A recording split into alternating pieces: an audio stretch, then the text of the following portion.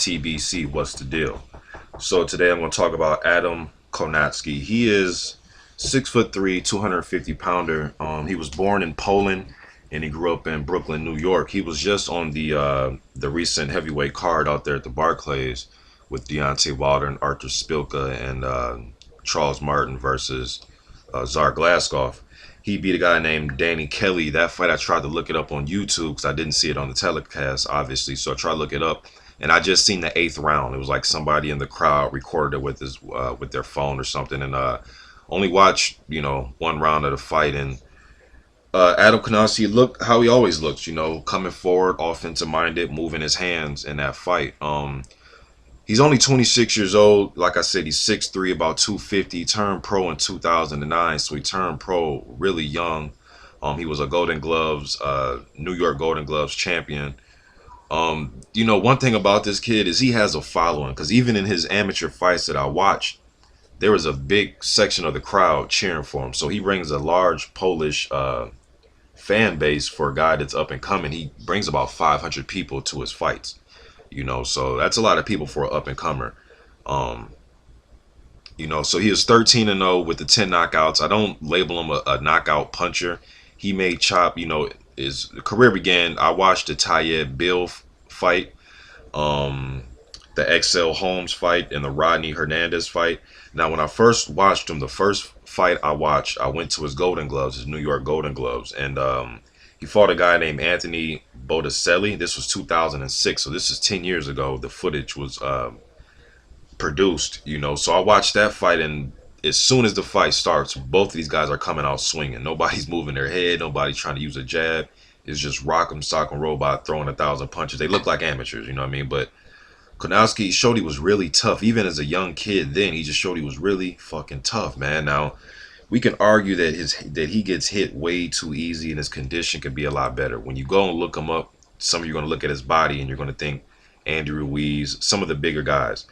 Yes, his condition can get better, but I think his muscle memory as far as throwing punches, his technique, I think is decent. He was a good amateur, a good national amateur in the U.S. Doesn't move his head enough for me, and you don't have to be this, Floyd Mayweather with your head movement, but you can at least slip punches and roll with a punch. And I'm not saying he's not trying to, but he just gets clipped way too much. I've seen his head get snapped back numerous times. It's boxing, you're going to get your head snapped back, but I don't want to be too critical of him because he's still young, he's still learning, he's still up and coming. He's been around the sport for a while now, so he just gets hit a lot for me, but he can take the punch, but the heavyweight division, you don't want to get caught up playing the numbers game, trying to see how many punches you can take to land your own. But so in his pro fights, the Tayeb Bill fight, that was when I believe he took 3 years off. Then there's a time gap between 2010 and 2013. And I seen one video where he had a cast on his left arm, so I think it was an arm injury. I didn't read too much into it, but I believe it was an arm injury. I've seen him fight with main events. Now I heard he's signed with Haymon. I wouldn't mind seeing him against a guy like Travis Kaufman, or even if Chris Arreola wanted to see where he was at, because I don't think Arreola's in line to get no title shots, man. Not right now. I think Arreola should be used. I don't want to be disrespectful, but like a gatekeeper or a guy that can see where some of these prospects are. Arreola's had his chances at title shots, man. Klitschko and then the two Stavern fights, he's had his chance. I think Arreola would be a good step in just to see where these guys are at. Maybe could put Arreola back on the map. But guys like Adam Kownacki and, Jarrell Big Baby Miller, guys like that, if they keep winning, they should be able to fight Arreola now. Arreola's not a top contender anymore, in my opinion. Kownacki, though, but he's sparred with Thomas Adamek.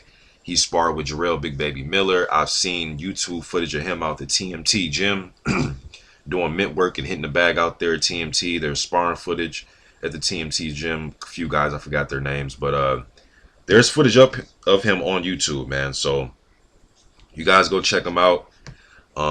He's a young guy, though. He's a young kid, so I want to see a lot more of him. He's only 26 years old. He can still, he can still learn a lot. So I want to see more of the kid. Just want him to move his head a little bit more, man. Just move his head.